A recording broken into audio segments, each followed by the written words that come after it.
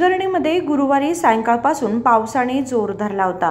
रात्री 11च्या दरम्यान वादळी वाऱ्यासह पाऊस कोसळल्याचे चित्र होते।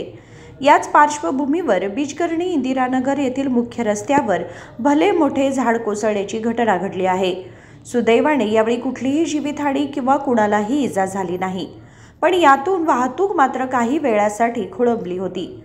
वाहनधारकांनी स्वतः काही फांद्या हटवून रस्ता खुला केला, मात्र शुक्रवारी दुपारपर्यंत संबंधितांनी झाड हटवण्याची कोणतीही कारवाई केली नव्हती।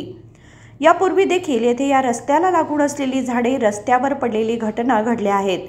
यामध्ये दोघांचा मृत्यूही झाला होता। या ठिकाणी अनेक मोठी झाडे आहेत। पावसाळ्यामध्ये ही झाडे धोकादायक ठरत आहेत। या रस्त्यावर जास्त वळणे असल्याने हा रस्ता अपघातप्रवण क्षेत्र बनत चाललाय। त्यामुळे याकडे लक्ष द्यावे अशी मागणी येथील स्थानिकांनी केली आहे। महादेव पवार, KMM मराठी, बेळगाव।